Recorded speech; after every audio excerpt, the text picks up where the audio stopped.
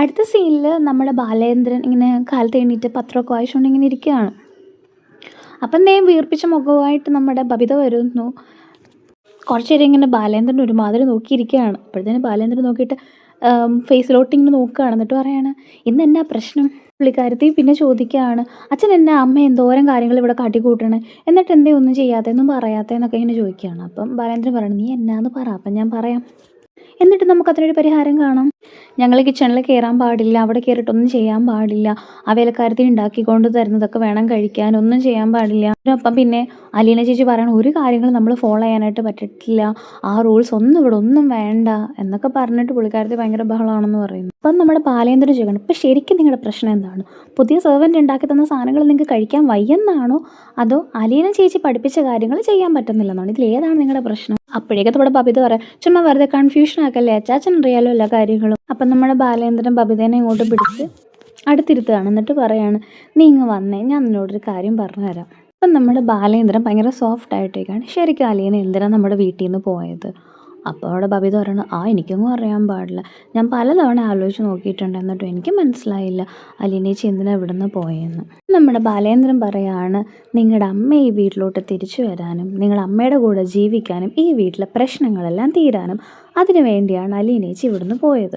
അപ്പോൾ കേട്ടപാടെ കേൾക്കാത്തപാടെ നമ്മുടെ ബബിത പറയണം, അതിനാ പോയെങ്കിൽ മണ്ടത്തരമാണെന്ന് ഞാൻ ഇപ്പോഴും പറയണു, ഞാൻ അന്നും പറഞ്ഞിട്ടുണ്ട്. ഇവിടുത്തെ പ്രശ്നം എന്ന് പറഞ്ഞു കഴിഞ്ഞാൽ അലീന ചേച്ചി പോകുന്നതുകൊണ്ട് തീരുന്നൊരു കാര്യമല്ല.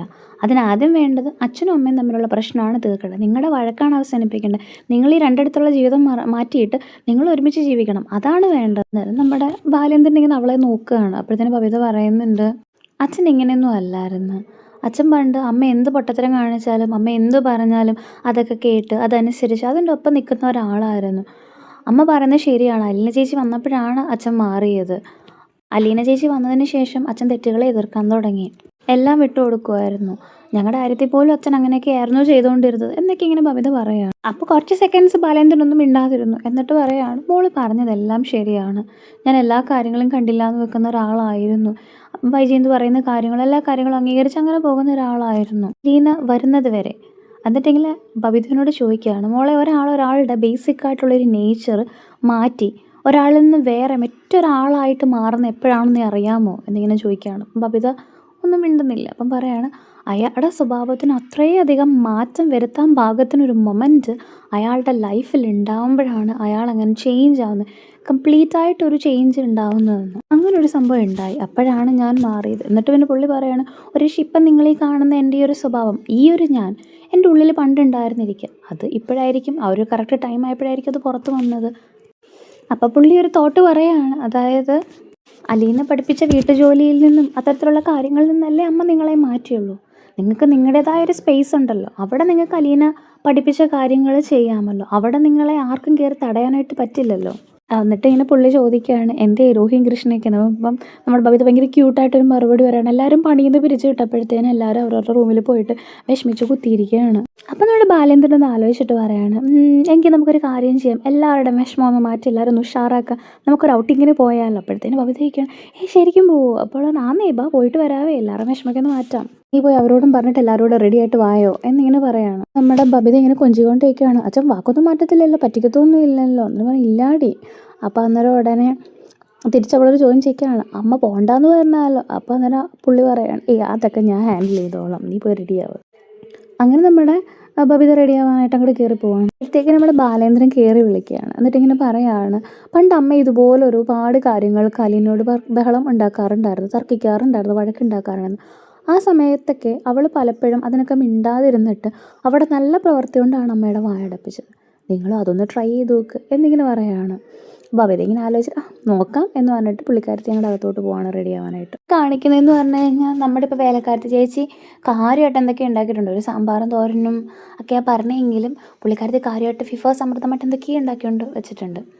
അപ്പോൾ അത് കണ്ടുകൊണ്ടാണ് നമ്മുടെ വൈജയന്തി ഇങ്ങോട്ട് ഇറങ്ങി വരുന്നത്. അപ്പോൾ പുള്ളിക്കാരത്തി ഇറങ്ങിയിട്ട് എന്നിട്ട് എല്ലാം ഇങ്ങനെ അടവൊക്കെ നോക്കിയാണ്. എന്നിട്ട് ചോദിക്കുകയാണ്, തന്നെ ഇവിടെ വല്ല സദ്യ വല്ലതും വെക്കണുണ്ടോ, ഇവിടെ വല്ല ആഘോഷം വല്ലതും ഉണ്ടോ എന്നിങ്ങനെ ചോദിക്കുകയാണ്. അപ്പോഴത്തേക്കിന് ഈ പുള്ളിക്കാരത്തി പറയുകയാണ്, അത് ഞാൻ ഉണ്ടാക്കി തന്നിട്ട് ആരും കുറ്റം കുറവൊന്നും പറയില്ല, അങ്ങനെ പറയരുത്, അപ്പോൾ അതുകൊണ്ടാണെന്നും പറഞ്ഞുകൊണ്ട് പുള്ളിക്കാരത്തി കാര്യമായിട്ട് തന്നെ എന്തൊക്കെയോ ഉണ്ടാക്കി വെച്ചിട്ടുണ്ട്. അപ്പം വിളിക്കുന്നില്ലെങ്കിലും മേളിൽ ആ സ്റ്റേഴ്സിലോട്ട് ഇങ്ങനെ നോക്കി നമ്മുടെ വൈജയന്തി വന്ന് നിൽക്കുകയാണ്. അപ്പോഴത്തേനും അവിടെ ബാലേന്ദ്രൻ റെഡിയായിട്ട് സുന്ദരക്കുട്ടപ്പനായിട്ട് ഇങ്ങോട്ട് ഇറങ്ങി വരുന്നു.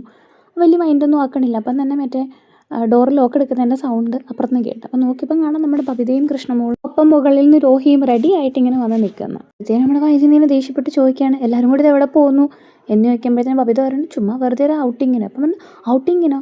അപ്പോൾ അവൾ പറയണം, ഔട്ടിങ്ങിന് എല്ലാവരും കൂടെ ചുമ്മാ ഇങ്ങനെ വെറുതെ വീട്ടിലിരിക്കുകയല്ലേ, അപ്പോൾ ഇടയ്ക്ക് എന്തെങ്കിലും എൻ്റർടൈൻമെൻ്റ് ഒക്കെ വേണ്ടേ. അപ്പോൾ നമ്മുടെ വൈജയന്തി ചോദിക്കുകയാണ്, ഈ പുറത്ത് ഫുഡ് കഴിക്കുമ്പോൾ എന്താ എൻ്റർടൈൻമെൻ്റ് ആണെന്ന് ചോദിക്കുകയാണ്. അപ്പോഴത്തേനും പുള്ളിക്കാരത്ത് പറയുകയാണ്, ഒരു ഹോട്ടൽ പറഞ്ഞിട്ട് പറയുകയാണ്, അപ്പോൾ അവിടെ നിന്ന് ബിരിയാണി വാങ്ങി തരാമെന്ന് പറഞ്ഞു, അപ്പോൾ അതുകൊണ്ട് പോവുകയാണ്. അന്നേരം പുള്ളിക്കാരത്തോട് ചോദിക്കണം, അപ്പം ഞാനീ വെച്ചുണ്ടാക്കിയതൊക്കെയോ? അപ്പോൾ നമ്മുടെ ബബിത ചോദിക്കുകയാണ്, അമ്മയല്ല വെച്ചുണ്ടാക്കിയത്, സെർവൻ്റ് അല്ലേ. അപ്പം പറഞ്ഞു, സെർവൻ്റ് ആയാലും ആരായാലും നിങ്ങൾക്ക് വേണ്ടി കഴിക്കാനല്ലേ ഉണ്ടാക്കി വെച്ചത്. അന്നേരം പറയുകയാണ്, അതിപ്പം പറ്റൂല, അത് അമ്മ എടുത്ത് വേണമെങ്കിൽ ഒരു കാര്യം ചെയ്യും, അമ്മ ഒറ്റയ്ക്ക് വേണമെങ്കിൽ കഴിച്ചോ, അല്ല അമ്മയും സുന്ദേച്ചി നിങ്ങൾ രണ്ടുപേരും കൂടെ ഉണ്ടല്ലോ, അപ്പം നിങ്ങൾ രണ്ടുപേരും കൂടെ അങ്ങ് എടുത്ത് കഴിച്ചോ എന്ന് പറയുകയാണ്.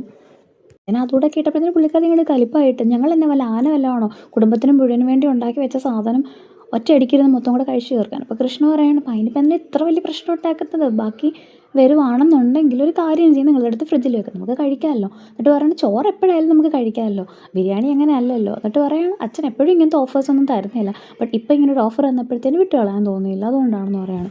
ഇനി പിന്നീട് ബാലേന്ദ്രനെ വെക്കിട്ട് കയറാനായിട്ട് പുള്ളിക്കാരത്തി ഇങ്ങനെ സെറ്റായിട്ട് അങ്ങോട്ട് നടക്കുകയാണ്.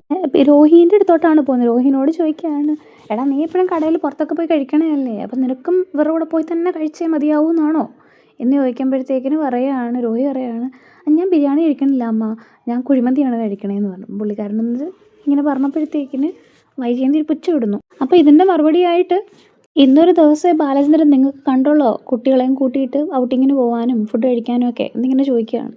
അപ്പോൾ ബാലേന്ദ്രൻ അവരോട് പറയുന്നില്ലെങ്കിലും കുട്ടികളോട് മറുപടി പറയുകയാണ്, പിള്ളേരെ നിങ്ങൾക്ക് ഇവിടുന്ന് കഴിക്കണോ അതോ നിങ്ങൾ എൻ്റെ ഒപ്പം വരുന്നോ, ഞാൻ ഇന്നാണ് ഒരു ദിവസം ഫ്രീ ആയിട്ട് ഉള്ളത്, ഇന്നിനി തന്നില്ല എന്നുണ്ടെങ്കിൽ, ഇങ്ങനെ ഒരു ഓഫർ തന്നിട്ടില്ല എന്നുണ്ടെങ്കിൽ ഇനി അടുത്ത സെപ്റ്റംബർ 18 ഉള്ളൂ കേട്ടോ എന്നിങ്ങനെ പറയുകയാണ്. അപ്പോഴത്തേക്കിന് ബബിത പറയുകയാണേ, ഇല്ല നമുക്ക് വേണം, നമുക്ക് പോയി കഴിക്കാം കേട്ടോ, എങ്കിൽ ടൈം കളയണ്ട, ബാ നമുക്ക് പോവാം, പിന്നെ നിങ്ങൾക്ക് ഇത് കഴിഞ്ഞിട്ട് ഷോപ്പിങ്ങിനും പോകണ്ടേ എന്നിങ്ങനെ ചോദിക്കണം. അപ്പോഴത്തേക്കും കൃഷ്ണപിള്ള പോകണം പുള്ളി സിനിമ കാണാനൊരു സജഷൻ വെക്കുന്നത്. അപ്പം ടൈം അതുമായിട്ട് ഓക്കെ അല്ലാത്തതുകൊണ്ട് എന്നാൽ പിന്നെ അത് വേണ്ടാന്ന് വെക്കുന്നു. അങ്ങനെ എല്ലാവരും കൂടെ ഇറങ്ങുന്നു. അപ്പോഴത്തേനും കൃഷ്ണ അടുത്തോട്ട് എന്നിട്ട് പറയുകയാണ്, എന്നാൽ ഞങ്ങൾ ഇറങ്ങിയിട്ട് വരാം അമ്മ.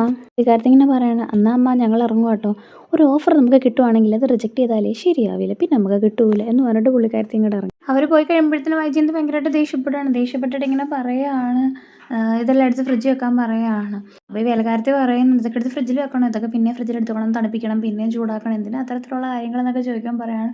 എങ്കിൽ പിന്നെ ഒരു കാര്യം ചെയ്യും, തോളിലോട്ട് എടുത്ത് അങ്ങോട്ട് കള, അച്ഛനും മക്കളും കൂടെ എന്നോട് വാശി തീർക്കുകയല്ലേ എന്നൊക്കെ പറയണം. അപ്പോഴത്തേന് പുള്ളിക്കാരത്തി പറയണം, എന്നാൽ ഒരു കാര്യം നമുക്ക് ഫ്രിഡ്ജിൽ വെക്കാം എന്നും പറഞ്ഞിട്ട് വൈജയന്തി കലിപ്പിച്ച് നീ എന്നാന്ന് വെച്ചാൽ കാണിക്കുന്നു പറഞ്ഞ് അങ്ങോട്ട് പോവുകയാണ്.